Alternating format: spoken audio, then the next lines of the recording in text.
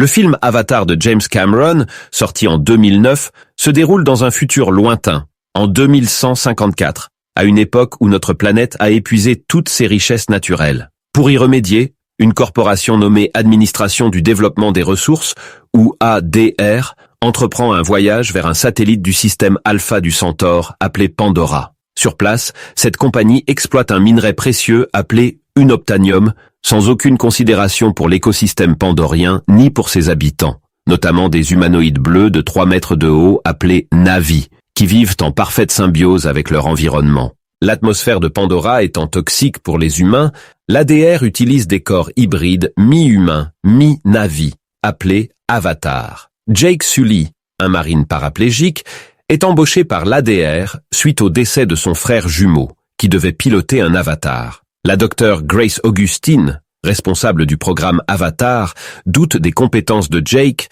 mais accepte finalement de lui donner sa chance. Lors d'une mission d'exploration avec le docteur Augustine et le docteur Norm Spellman, Jake et son nouvel avatar sont attaqués par la faune pandorienne. Séparé du groupe, Jake fuit avant d'être secouru par une Na'vi prénommée Neytiri. Celle-ci conduit Jake vers l'arbre maison de son clan où il découvre le mode de vie Na'vi, la splendeur et la complexité de leur civilisation et de leur environnement où tout est interconnecté dans une harmonie parfaite. De retour à la base de l'ADR, Jake rencontre le colonel Miles Quaritch, chef de la sécurité. Quaritch promet à Jake de réparer définitivement ses jambes en échange d'informations sur la culture Na'vi et l'arbre maison qui repose sur un gisement considérable d'unobtainium.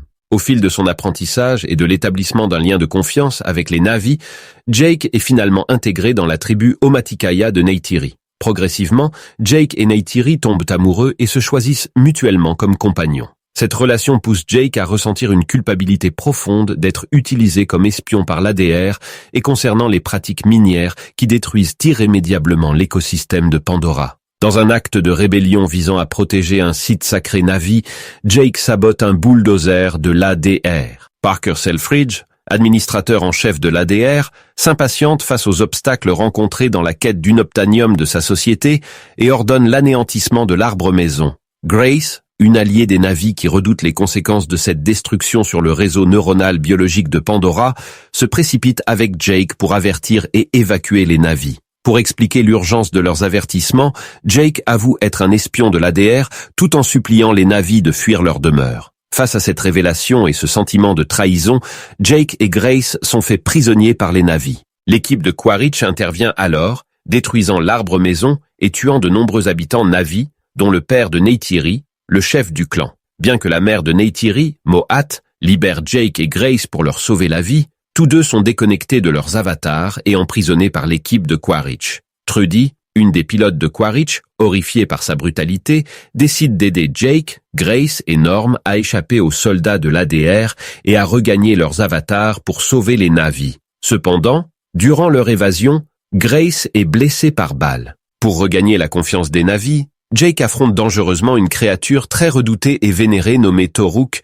et connecte son esprit à elle. Gagnant le respect des Na'vi et prouvant son lien avec Pandora, Jake parvient à convaincre Mo'at d'amener Grace mourante à l'arbre sacré des âmes, où les Na'vi tentent de transférer définitivement Grace dans son corps avatar. Malgré tous leurs efforts, Grace décède durant le processus. Affligé par la perte de son ami mais déterminé à sauver les Na'vi, Jake soutient le nouveau chef de clan, Tsutei, et aide à rassembler les autres clans Na'vi de Pandora pour combattre l'ADR. Alors que Jake s'abandonne complètement à la culture Na'vi et prie leur déesse, Eywa, une bataille massive éclate entre les forces de Quaritch et les nombreux clans de Pandora. Durant le combat, Tsutei et Trudy périssent tragiquement. Alors que les Na'vi commencent à perdre la bataille, la faune variée de Pandora rejoint le combat contre l'ADR, ce que Neytiri interprète comme un signe d'Eywa répondant aux prières de Jake. Tandis que les forces de l'ADR sont vaincues, Quaritch localise l'unité de liaison avatar de Jake, exposant son corps humain à l'air toxique de Pandora.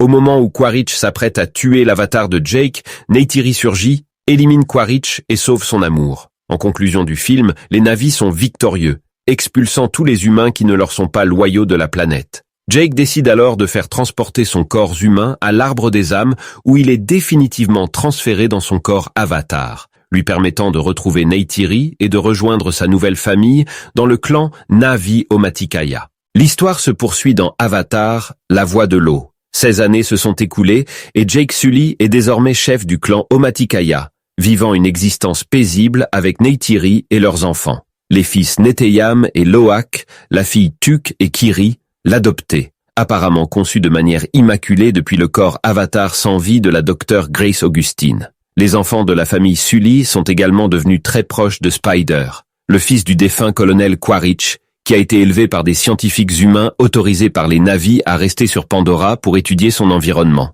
Malheureusement, après tant d'années de paix, l'ADR revient sur Pandora, tentant de la coloniser une nouvelle fois. Cette offensive est menée par la générale Frances Ardmore, et pour servir leur cause, l'ADR a développé des recombinants, des avatars Na'vi implantés avec les souvenirs de soldats humains décédés. À la tête de ce groupe violent se trouve nul autre que Miles Quaritch ressuscité, qui éprouve des sentiments contradictoires en vivant désormais dans le corps de l'espèce même qu'il cherche à opprimer. Lorsque l'équipe de Quaritch attaque le clan de Jake, il parvient à capturer son propre fils, Spider, et à l'interroger pour savoir comment capturer au mieux le chef Na'vi, Jake Sully. Réalisant que sa famille n'est plus en sécurité, Jake s'enfuit avec Neytiri et leurs enfants à travers l'océan pour vivre parmi le clan Metkayina. Là-bas, Jake et Neytiri forgent une alliance avec le chef Tonowari et son épouse, Ronal, tandis que Loak établit un lien avec la fille du chef, Tsireya, qui lui enseigne les coutumes de son peuple,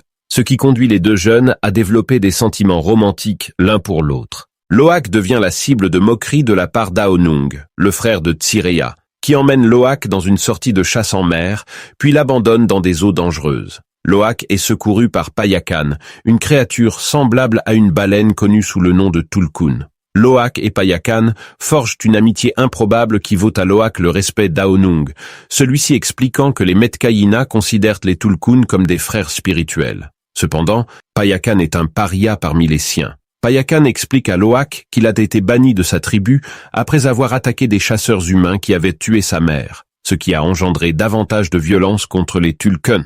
Kiri, la fille adoptive de Jake et Neytiri, s'intéresse également à l'océan et, en connectant son esprit à l'arbre spirituel sous-marin, elle a des visions de Grace, mais souffre d'une crise et manque de se noyer. Jake sollicite l'aide de ses amis scientifiques humains, Norm Spellman et Max Patel, qui diagnostiquent chez Kiri une épilepsie et estiment qu'elle risque de mourir si elle tente de se reconnecter à l'arbre spirituel. Pendant ce temps, Quaritch et son équipe traquent Norm et Max jusqu'aux environs du clan Metkayina. Le colonel amène son fils, Spider, qui tente d'enseigner à son père la culture Na'vi. Pour atteindre les Metkayina, Quaritch s'allie à une unité marine de l'ADR et prend le contrôle de leur immense vaisseau Dragon des mers, qui compte parmi son équipage la biologiste marine docteur Ian Garvin, et est commandé par le chasseur de Tulkuns Mix Corsby. Il y a des années, Garvin a découvert que les Tulkuns produisent un liquide appelé Amrita, qui pourrait détenir la clé pour arrêter le vieillissement humain. Depuis lors, Scoresby massacre impitoyablement les Tulkuns pour extraire l'Amrita. Incapable de localiser Jake Sully parmi les clans aquatiques, Quaritch commence à massacrer des villages et à tuer des Tulkuns dans l'espoir d'attirer Jake dans un conflit. Lorsque Loak apprend que Payakan est en danger, il mobilise ses frères, sœurs et amis pour sauver le Tulkun. Quaritch parvient à capturer Loak, Tsireya et Tuk, tandis que les autres enfants échappent aux forces de l'ADR. Apprenant que les enfants sont en danger, Jake et ses nouveaux alliés Metkayina entrent dans la bataille. Au milieu du conflit, Payakan se venge de Scoresby, détruisant son bateau et lui sectionnant le bras, laissant le chasseur de Tulkuns échouer en mer. Tandis que Kiri et Aonung sont poursuivis par des vaisseaux sous-marins de l'ADR, Kiri utilise son lien spirituel unique avec Eywa pour contrôler l'environnement sous-marin et éliminer leurs poursuivants. Alors que Jake et Neytiri montent à bord du Dragon des mers pour sauver leurs enfants, Spider reste loyal à ses alliés Na'vi et sabote le vaisseau, le faisant commencer à couler. Neytiri arrive sur le Dragon des mers pour secourir Loak, Tsireya et Tuk, mais Loak refuse de partir sans son ami Spider. Loak sauve donc Spider, tandis que Neteyam saisit une arme de l'ADR pour couvrir leur fuite. Tragiquement, Neteyam est alors touché par balle et meurt dans les bras de sa famille. Quaritch recapture ensuite Tuk et Kiri, attirant Jake en deuil dans une confrontation finale. Quaritch maintient Kiri sous la menace d'un couteau, exigeant que Jake se rende, mais Neytiri, folle de rage, arrive en tenant similairement Spider sous la menace d'un couteau malgré la loyauté de l'enfant envers sa famille. Finalement, Quaritch cède pour sauver son fils, mais tous leurs vies sont menacées lorsque le dragon des mers qui sombre est complètement submergé dans l'océan. Kiri sauve Neytiri et Tuck, tandis que Jake étrangle Quaritch et le laisse pour mort avant d'être secouru par Loak et Payakan. Spider secourt Quaritch, mais l'abandonne ensuite pour retourner vers la famille Sully. En fin de compte, Jake et Neytiri offrent à Neteyam des funérailles traditionnelles, Metkayina, confiant son corps à leur arbre spirituel. Le chef Tonowari accepte officiellement la famille Sully comme membre de son clan, que Jake jure de protéger de sa vie. Jake réalise maintenant qu'il ne pourra jamais échapper à l'ADR et doit se battre pour les anéantir une fois pour toutes.